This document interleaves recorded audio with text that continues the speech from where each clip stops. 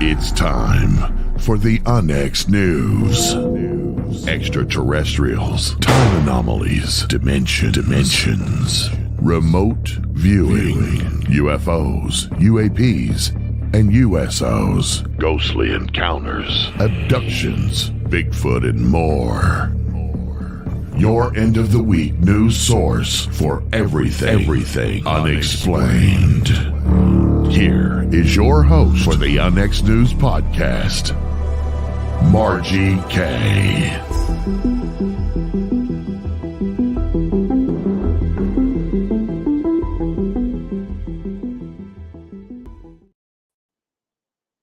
Good evening, everyone.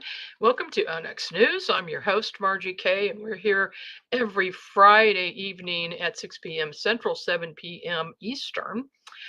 I have a really good show for you this evening, but first I want to talk about something very strange that's been happening this past week. Started on Tuesday, I began to have severe vertigo, and throughout the week, I found out that a number of people I know who are also sensitives are also experiencing vertigo. So if you have had that issue as well, I would love to hear from you. Send me a note at margiek1111@gmail.com if you would, because I'm trying to keep track of this and really try to figure out what the source is, because I'm thinking it has something to do with the electromagnetic field of the Earth. So in the meantime, we'll plug on. Be sure also that you check out our conference page at onyxnetwork.com, where you can see what we're calling it is the conference connection. And you'll see every conference that we can possibly find that's related to paranormal, UFOs, hauntings, cryptids, anything like that is listed there. So if you are into conferences, either online or in person, that's the place to go. That's a good resource for it. My guest this evening is Sean Fitzgibbon. He's an artist and an author. He explores unusual, real places and events through his work. He has an MFA in art and a passion for making art and visual storytelling. He's a 2021 Artist 360 recipient and a 2022 recipient of the Arkansas Arts Council Individual Artist Fellowship Award for his Kirkus-starred reviewed graphic nonfiction book, What Follows is True, Crescent Hotel. And that is exactly what we're going to be speaking about tonight. Welcome to the program, Sean. Hey, nice to be here. So glad you could join me this evening. When I saw the book you wrote, my ears perked up, because that is a place I've been to many times, and it certainly has a very rich history. So indeed, yes. This is going to be quite interesting this evening. I'm really looking forward to it. How did you get interested in this particular place? Well, I get asked that a lot, in fact, and that's a good question. So I'm originally from Southwest Missouri, about 100 miles from the Crescent Hotel, from Eureka Springs.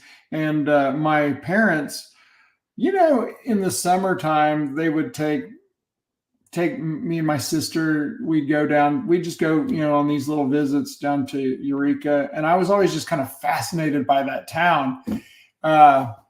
It's so unusual, and it's beautiful. It's just this beautiful Victorian hamlet that's just sort of nestled deep in the Ozarks. And it was just, I remember my parents telling me a couple of things that, before we went the first time. They were like, well, it's on the Ripley's, believe it or not, like Robert Ripley's list of 9 most unusual places in the U.S.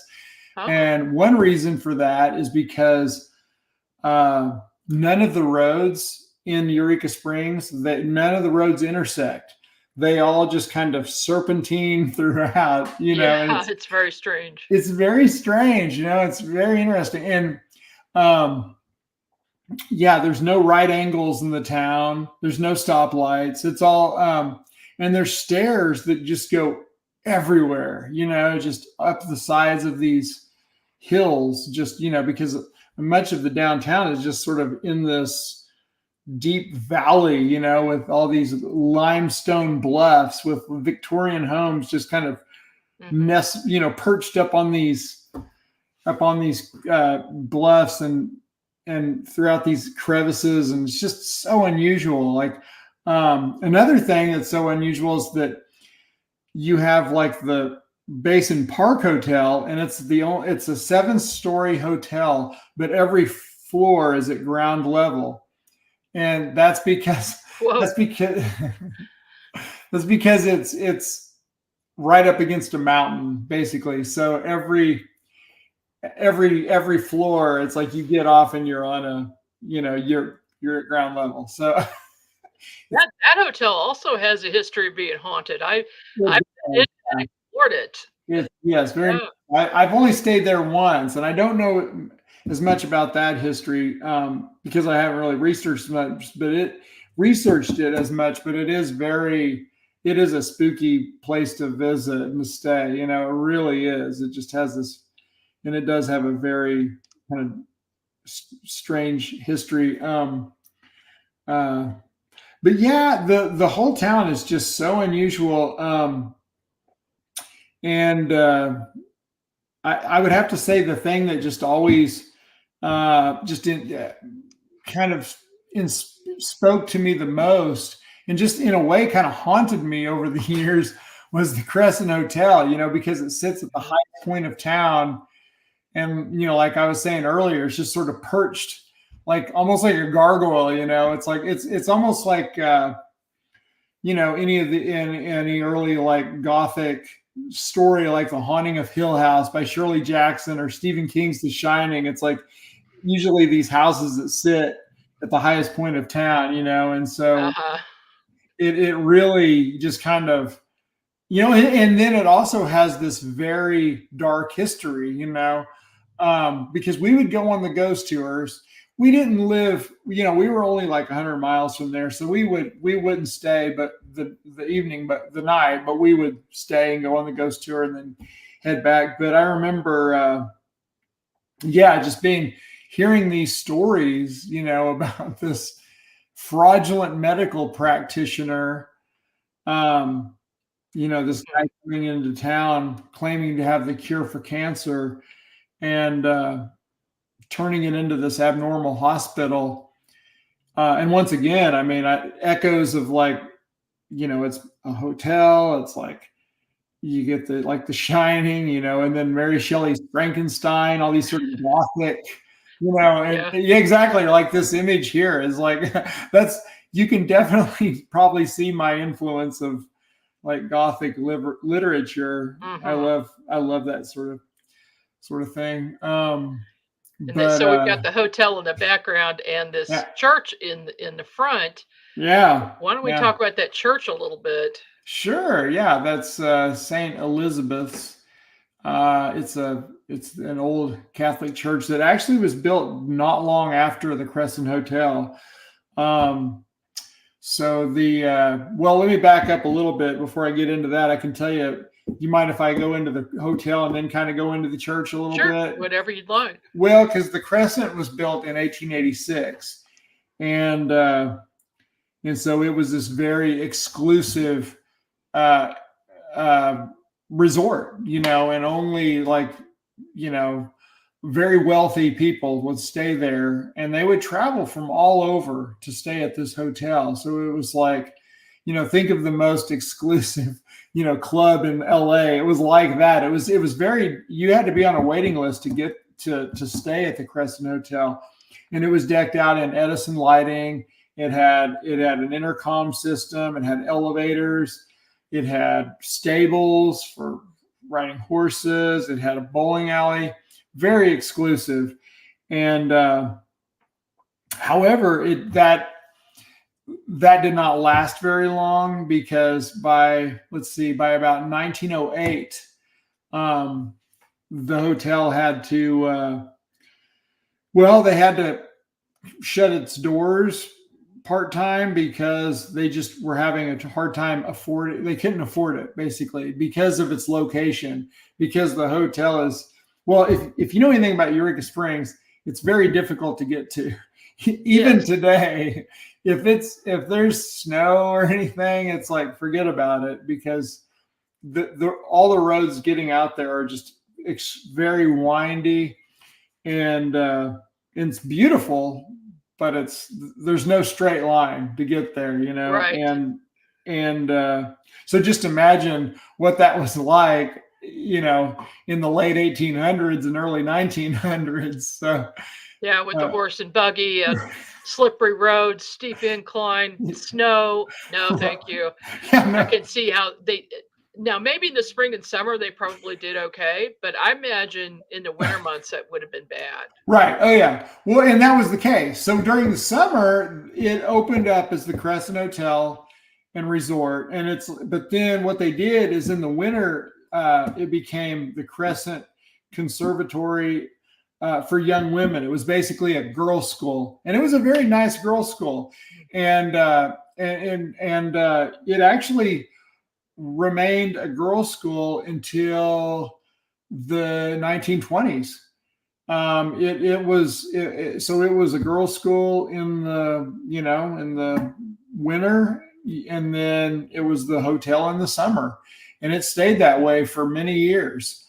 And they were able to sort of do that, kind of go back and forth like that.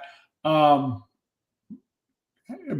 then the Great Depression came along in the 1930s, and sadly that ended both the hotel and the girls' school around 1934. And so then the hotel just basically lay dormant for a few years until 1937. And that's when a fellow by the name of Norman Baker comes driving into town. He's driving a purple Cord Roadster, very, very nice automobile, very and it's purple, which is very, you didn't see that in the 1930s. Every car was black, so it was definitely a custom job, and anyway, and Norman Baker wore these white suits with purple shirts and lavender ties. That was what he wore all the time, and had his purple car. And he also claimed to have the cure for cancer.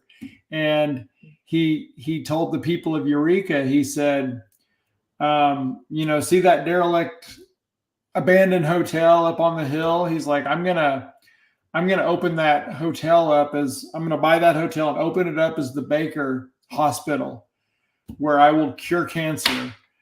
And see, at this time, it's like, well,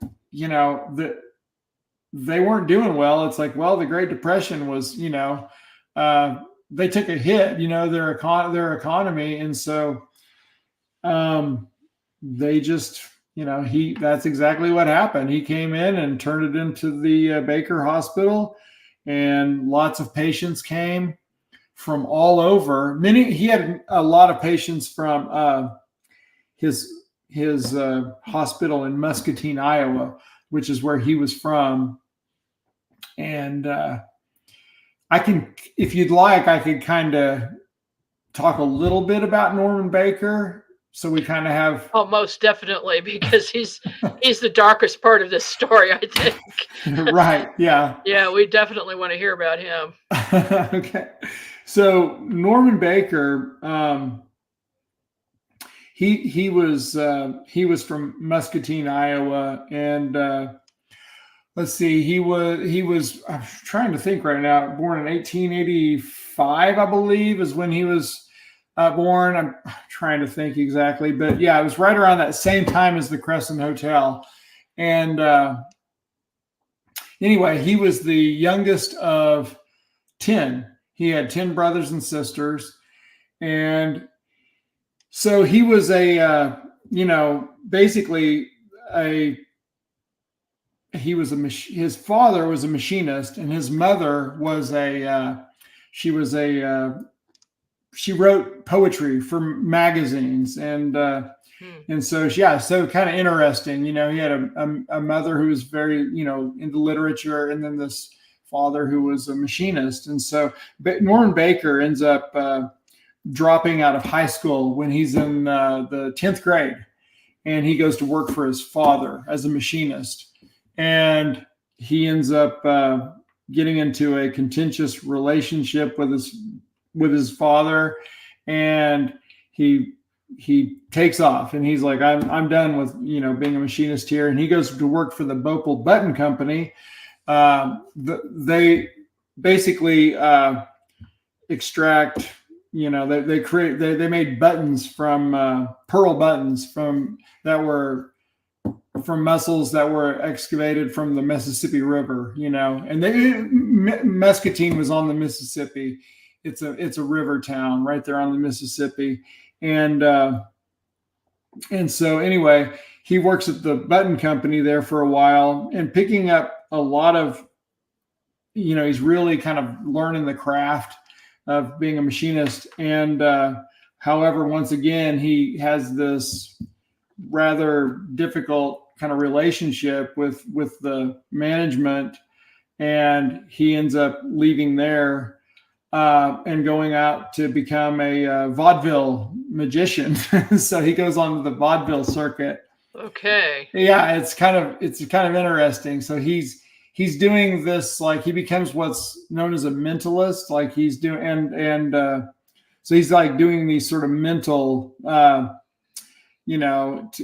telling people their, he's mental, hypnosis. yeah, like hypnosis sort of tricks and things like that. And he would also do like levitation tricks and those kind of mentalist tricks. And so he's basically kind of scamming people, because a lot of this was just sort of telling people what they want to hear and making money off it.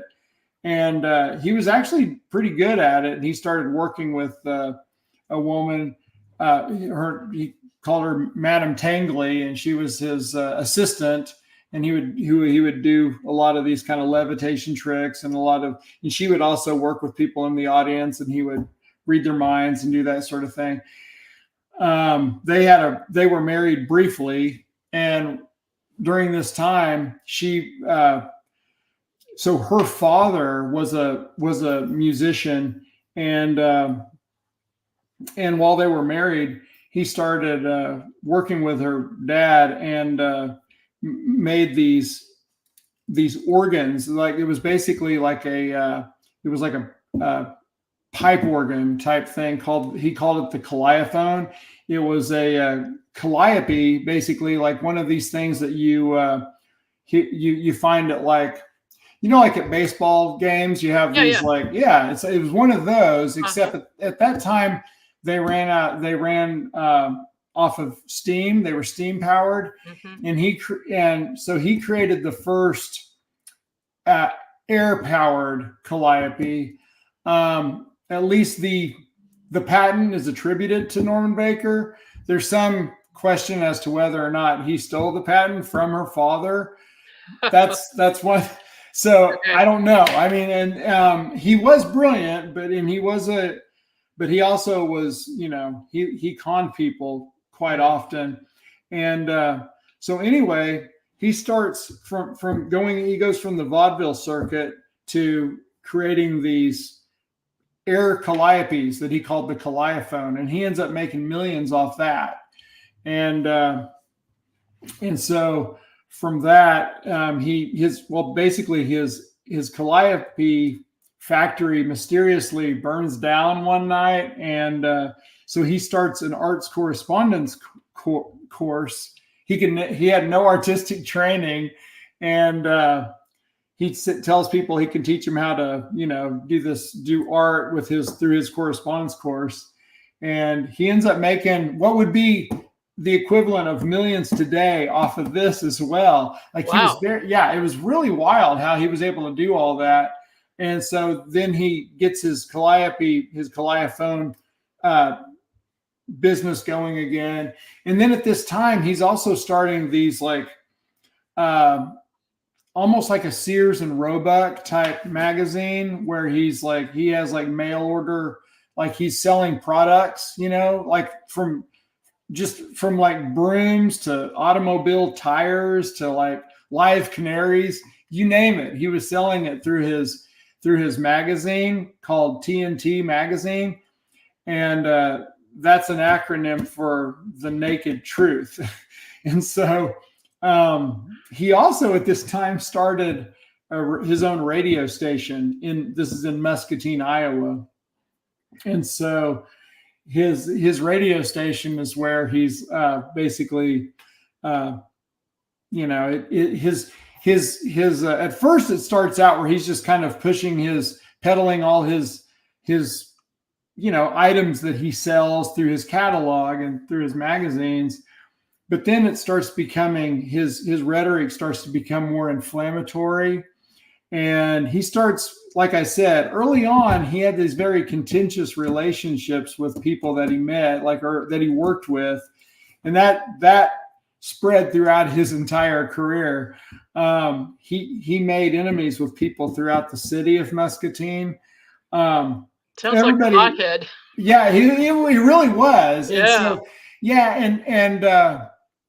And one of the groups that he really was making enemies with was the American Medical Association. Oh. Because, it's very strange. And also the Federal Radio Commission, the Federal Communications Commission, the FCC, because his radio station, he kept amping up the wattage of his radio beyond the you can't the regulation. Yeah. And so you could hear his radio station clear out in Honolulu, from like Muscatine. And it was crazy. And you could hear it way up in Canada and down in Mexico. And because, the Federal Radio Commission would come along and then he would once again, his radio station was at the highest point of town in Muscatine, just like when he would later, take over the Crescent. It was at the highest point of town.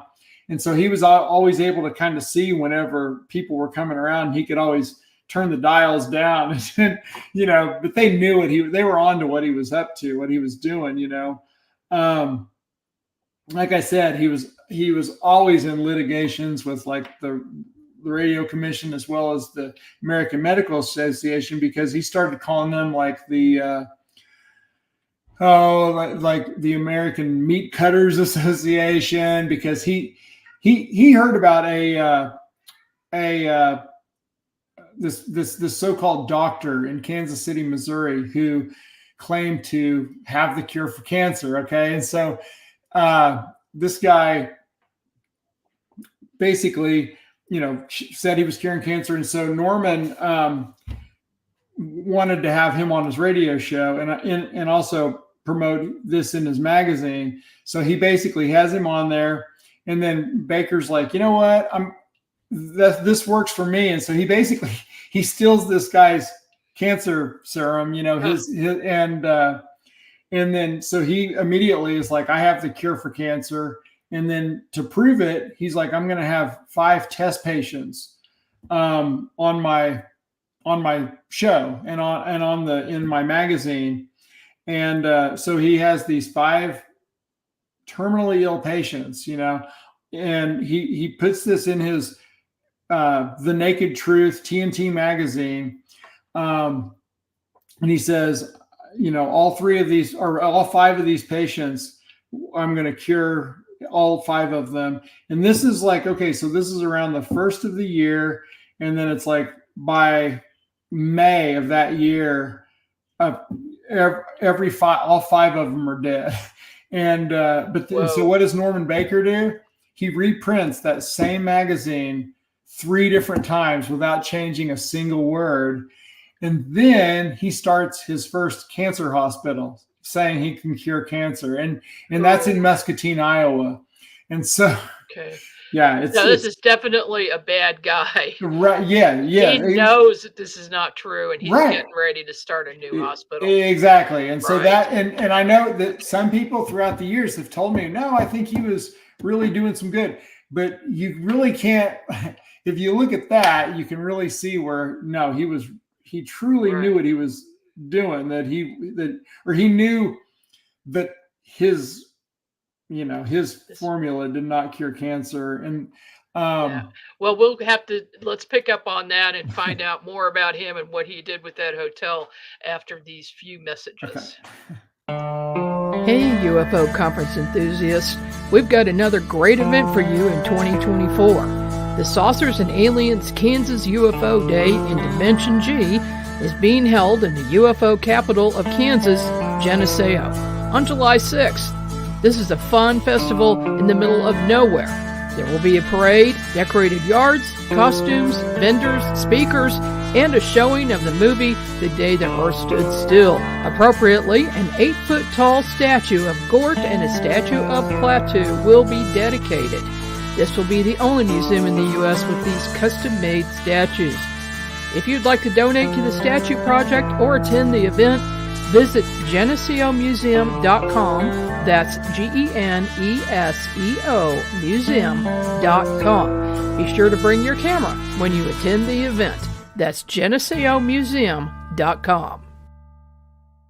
The Onyx Network presents a health and wellness spiritually based brand of hemp-derived CBD products made by Hopewell Farm in Harrogate, Tennessee. We apply our Cathara energy work with all of our plants and products. Our products made in small batches with only 2 ingredients of pure hemp, full-spectrum crude oil, and coconut-derived MCT oil. Third-party lab tested for potency and legal THC levels with 6 strengths of 1 ounce oil to choose from. Know what you're buying and get what you pay for from Hopewell Farm. Applied directly to a specific area, Hopewell Farm topical salve in 1 ounce and ½ ounce sizes made with pure hemp crude oil, comfrey extract, and all natural ingredients. Find the Hopewell Farm link and coupon code on the Onyx Network website at onyxnetwork.com. That's onyxnetwork.com. And we're back with the next news. I'm your host, Margie Kay, and my guest this evening is Sean Fitzgibbon. He is the author of this book, and it's called What Follows is True, Crescent Hotel.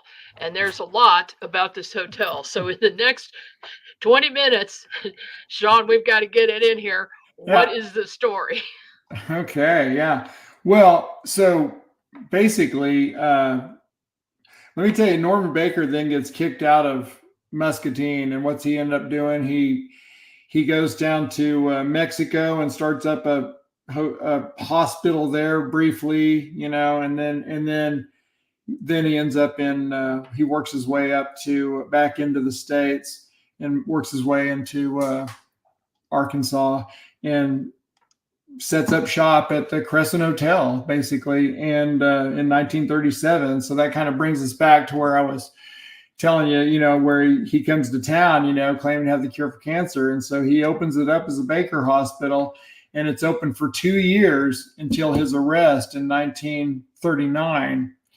And and it was a very strange 2 years. He took this beautiful Victorian, this beautiful hotel and turned it into this, he painted it purple throughout he tore out the beautiful front part of the front part of the hotel, the lobby. Yeah, well, he tore out the balustrade, like the front porches. There were these beautiful wooden porches that were like layered porches, and then he put in concrete porches and took out the wood. That kind of ruined the Victorian look to the hotel. He did that so it would support all the patients being wheeled out onto the out onto the porches. So it was like a stacked. How the front of the hotel has the different levels. That was originally, if you look at the old photos, that front portion of the hotel was wood, and so he basically ruined the Victorian charm of the hotel, from that angle. And then he also, slathered paint, purple paint and orange and purple, gold, this sort of Art Deco theme throughout. It was very, very angular sort of pattern. Yeah, it was crazy. And he put all his propaganda posters all over the hotel. And so anyway, he also had a bulletproof, bulletproof glass like around his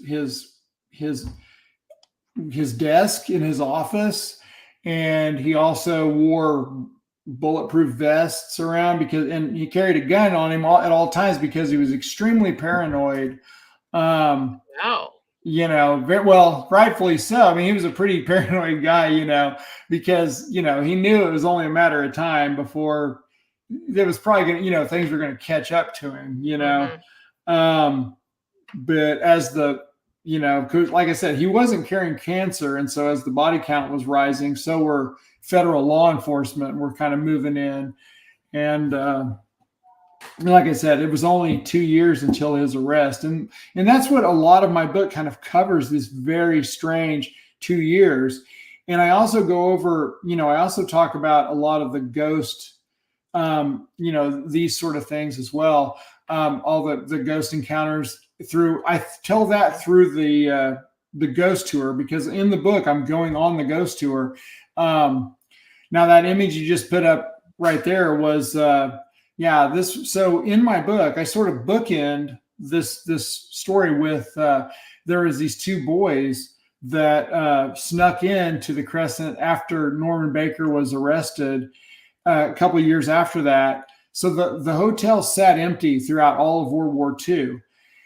And I met a gentleman he was this older gentleman who, when he was a kid, he and a friend of his lived in Eureka, and they snuck in there, and they found, what they found in there was very, very strange.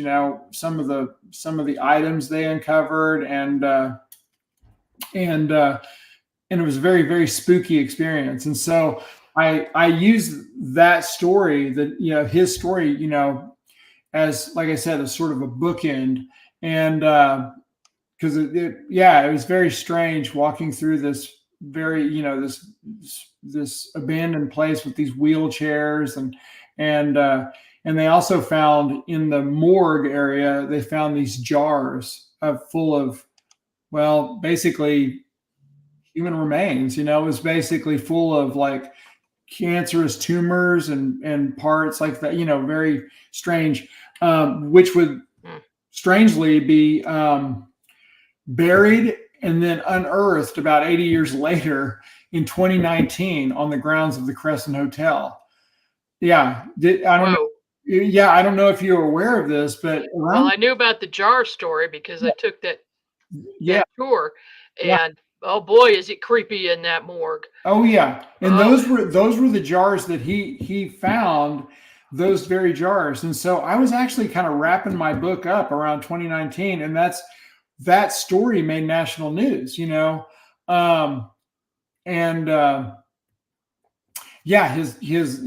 was just saying his office is in the gift shop in the hotel. Yeah, it is that's where his office was. And then his desk is in the front lobby there, or part of his desk. Mm-hmm. I didn't like the feeling of that desk. Oh, I know. Yeah. It was very dark energy around it. Oh, yeah.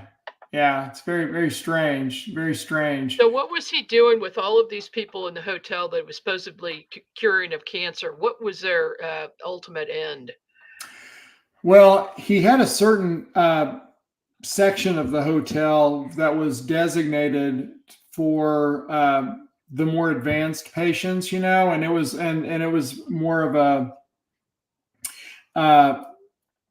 where it was kind of a sealed off section where people weren't really allowed to go except for the medical staff, and however, most of these people, like some of the people didn't even have cancer. They were misdiagnosed, because he had some people that were miraculously cured. Well, they never had cancer, in the first place. And so he also had some people there that were just playing the part of having cancer, and so they would be out walking the grounds and walking around the town, because that was the way he promoted his hotel or his hospital, as being this sort of friendly place where you could just come and bring your fishing tackle and just, it's like a big house for a big family, we're just one big family, and so, but then, some of these people were, like he was taking some of the people's letters and kind of stockpiling some of these letters that they were writing to their families. And he would send these out after they would die, and he would start sending them out where they'd be saying, please send some money or something like that, so he was like collecting money after they had died. And then later he would send out a regrets letter saying, oh, they didn't make it, but he also was very, like, anytime people were in like the more advanced stages, a lot of times he would have them leave. Like they would be, taken away from the hospital, and some of these people would die like on their way, like on a train leaving Eureka Springs, because it was bad for business, having people dying. And a lot of times late at night, I talked to some people that spoke of like, these parades of hearses going down the hill late at night, because he would have, that sort of thing happen, after in the late hours, like how they getting rid of bodies and stuff like that. And so did they have services at this church?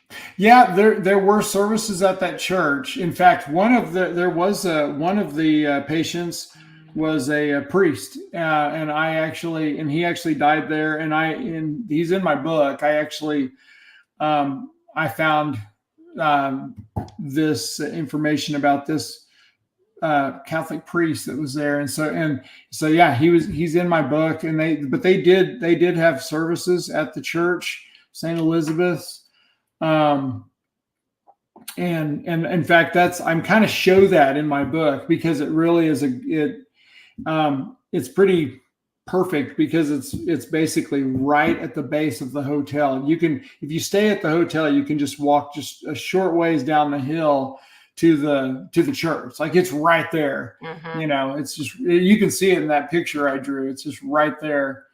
What about some of the hauntings that are going on there? You just sent me this photo. I did, yeah. And so, this is a very spooky image right here, because, okay, so I was actually, a gentleman gave me this photo, or he sent it to me one day. It was like, I actually had it was a guy over at our house. I'm in Fayetteville, but he was a repairman. He was actually doing work on our washer and dryer. And he saw my book there, and I was like, oh yeah, I did this book about the Crescent Hotel.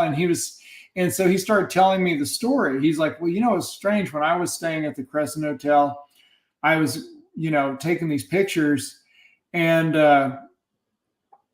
later I looked at the pictures, and he's like, and I saw what he made my, hair stand up on end, and it was this little girl. And I was like, oh really? And he showed me the picture, and I've seen a lot of photos, from the Crescent, and a lot of times it's like, well, it's kind of hard to make out, like sometimes you can kind of see like a form, but this is one that I was like, wow, that is very eerie. And yeah, it's clearly a little girl. It's clearly a little girl. Okay. And so what's interesting is, so when it was the Baker Hospital, there was a little girl who tragically died there. She was the daughter of one of the nurses at the hotel, and she was playing around on the third floor, on the top floor there, and sadly she slipped through the banister there and fell, and it's like 4 floors or something down to the end, and so so that was a very, very sad, one of the really sad stories of, and so when I saw that, I was like, I don't know, that's, who knows, Have you seen the ghost cat in the lobby? the Morris cat. Now, Yeah. no, I've, the only thing I've ever really, as far as ghostly encounters, is I was staying in one of the rooms and one of the lights just clicked off. Like it was kind of the strangest thing. The light just went off, and that really, like, I was like, whoa, really kind of like I heard a click, and all of a sudden my lamp just clicked right off. And it was like the room was dark and I'm just in darkness. And I was like, whoa, what's going on? That was a very strange, kind of unnerving. And then the next morning, the alarm went off, and I never even set the alarm. So that's kind of a weird. I don't know. I don't know if someone had said it before. Who knows? But Maybe. Who knows? It was just kind of a strange thing, But yeah, there is the cat that I saw the cat. Did you see the cat? Yeah, we visited there several years ago, but the first time I went there, and we're sitting in the lobby, and here comes this cat, walks between us. Just looks like a normal cat, walks between us, gets up to the glass doors that go outside, and walks through them. Oh wow! And we're both like, "Did you see that?" And so I talked to the guy at the desk, and he says, "Oh yeah, he does that all the time." Okay. But I know a number of people who have had very serious haunting experiences there. Oh wow! Yeah, and if you do the tour, yeah. Oh my gosh! Oh yeah. The upper levels.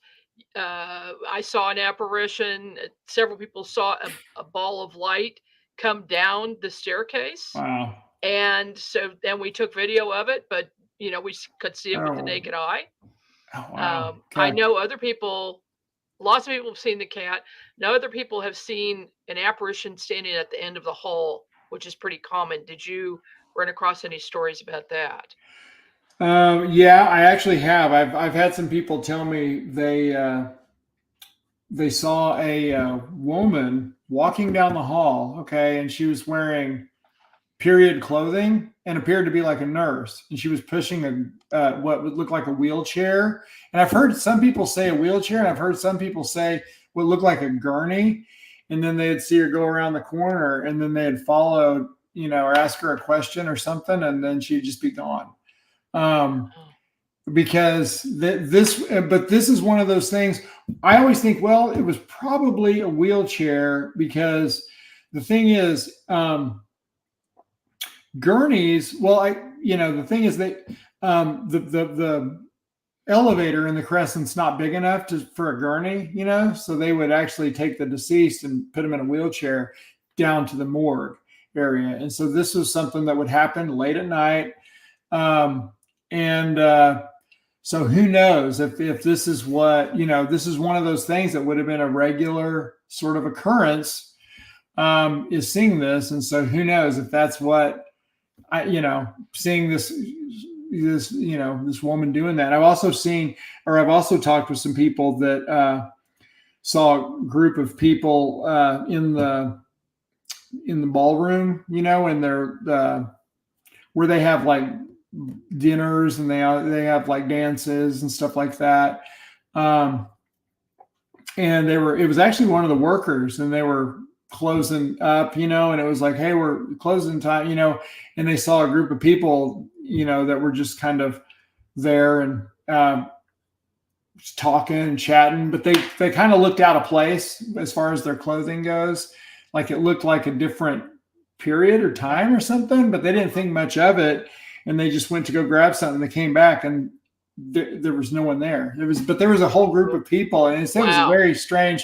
And this is one of the workers there that told me this when I was over there doing the research, on the book. And I was like, oh wow, that's interesting, because usually it's just like someone told me with that nurse experience. It's like they tell me that when they see this, they don't really think anything of it, because it just seems almost.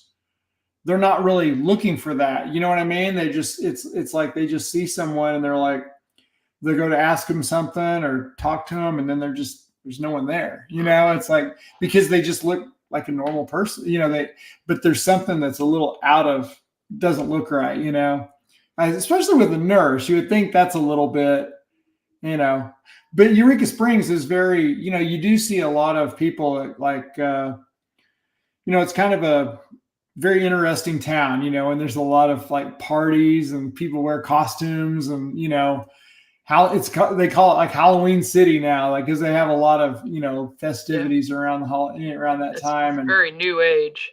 Yeah. There's a very new age kind of aspect to it. Mm-hmm. And so people do there is a costumed sort of,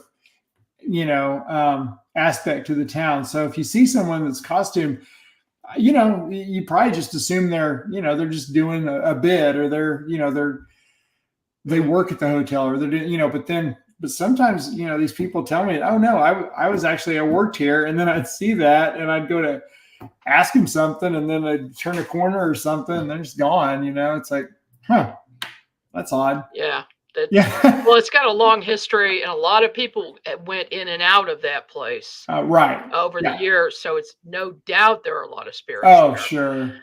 Sure. Now, Sean, what I find interesting about you, which is kind of unusual, is that you're an illustrator. And so your books are very illustrated. Yes. This is quite unusual among writers. Usually, as a publisher, when somebody gives me a book, they give me a manuscript and there's no photos, there's nothing. Right. So, and I'm digging to try to find stuff, but this is a lot of fun. What is this? Is this a poster? Or? No. So I drew and painted this. This is I painted her from an early, when how I was talking about the Norman Baker worked at the Bopal Button Company in the late 1800s. This was I drew this and painted this from an advertisement for the Bopal Button Company, and that's what she was. And this all this is drawn and painted by myself. This is their main street down here at the bottom during that period of whenever Baker was young. And then there's that steam ship up there is quite common. This was on the Mississippi. Mm-hmm.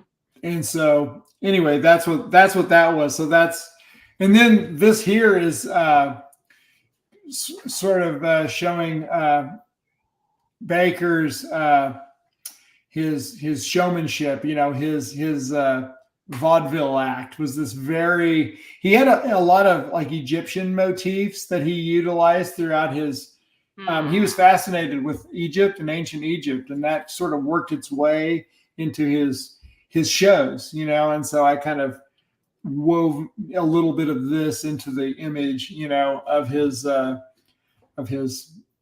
mentalist and act. Interesting. So, yeah. And what's interesting though is, so that showmanship, that his act is kind of what carried on throughout his entire, when he got into the, it was basically like sleight of hand, he's still kind of doing that show, Oh yeah, absolutely. Well, all you need is a showman and a con artist in one, and you've got disaster. That's it. Yeah, right. And that's, yeah, exactly. Wow. That's what it spells, disaster. And so I really look at this book as kind of an origin story to much of the ghosts, very interesting. Very interesting.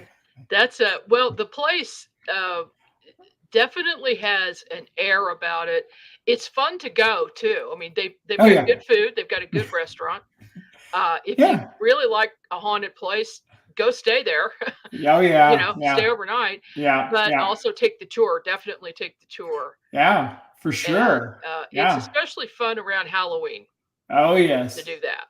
Definitely. That's where the ghost hunters, they were there, and they kind of caught the full apparition on one of their during the time they were there down in the morgue area. Yeah. I haven't seen that one.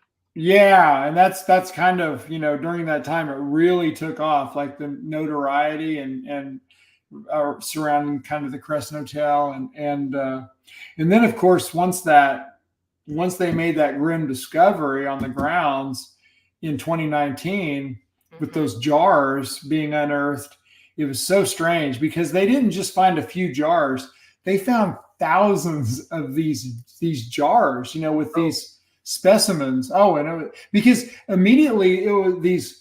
When they found these jars, they were like, "What is this?" And it was whisked off to like state crime labs for analysis, and they were like, "Oh, okay." Then they realized, that it dated back to when it was the Baker Hospital, and so it's still very strange. Very strange indeed. You don't hear about things like that. Usually they would be incinerated or something. Right. Buried. I know. And what's so odd is it's like, he also proclaimed, like, he was a conundrum. Nothing he ever said it didn't really add up or make much sense, because he said that his procedure, he used no knives, no x-rays, no radium or anything like that. But yet, if he didn't use like surgical instruments, why are they cutting into, patients and putting specimens in jars? You know what I mean? It just doesn't quite. Maybe after death. Well, sure. Yeah, exactly. And why? I mean, he actually did have in his magazines, he'd have like, we have proof of our success. And he would have these on display. Sometimes it was very, very odd, very bizarre. Just. Did you ever get the sense during your research that he may have been involved in some type of a cult and doing ritualistic sacrifices or something similar? Well, I did hear, or at least I talked to some people that said that Baker may have had people that worked for him with Nazi kind of ties. This was during right around the time of just before World War II, and Nazi, or Baker himself was, part of his rhetoric, his very inflammatory rhetoric that he would say on his radio station was very kind of anti-Semitic. And I don't know, it makes you wonder if there was some of that at play. I don't know. I mean, but that is a really interesting sort of angle to go, because I had researched as much as I could, but I never really found anything to substantiate it. So I never really, I just think it was more kind of demagoguery and just trying to get people to fall in line with his cancer treatment, did he claim to cure other things too, like tuberculosis? He did. He claimed to also cure like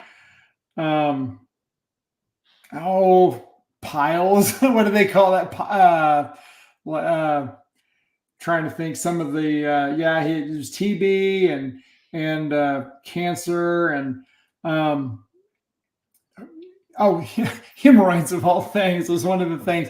That's what it was. Yeah, and some other sort of ailments, but very, very strange. His big one though, of course, was cancer, which is strange because cancer, there's so many different types of cancer. It's like to say you have this cure-all is wonder just drug. Yeah. Well, yeah, people ludicrous. are desperate, they'll do anything. Well, yeah, exactly. And that was just it. He was preying on people that, their last chance of their last hopes.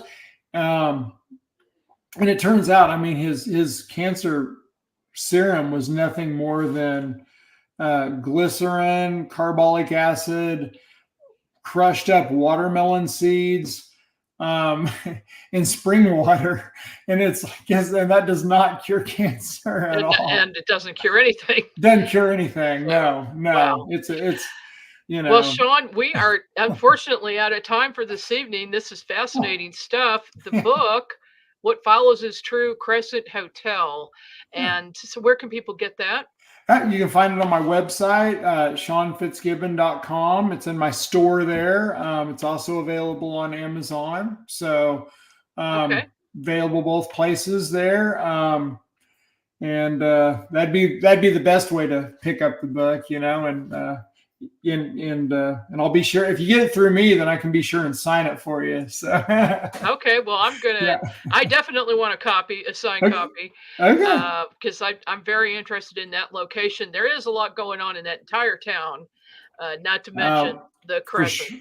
So sure. Yes. yeah, Yes. well, thank you for doing that, and I look forward to your future books that you were Excellent. telling me about earlier. Oh yes. Yes. So, with just keep in touch on that, and of course, you're also going to be at XCon Yes. in October. So Yes, October can't 11th to wait. 13th, Sean Yep. will be there with his table and signing books. Yes. I look forward to it. All right. Well, that's it for us tonight, everybody. Thank you for joining me. We'll see you Thank next you.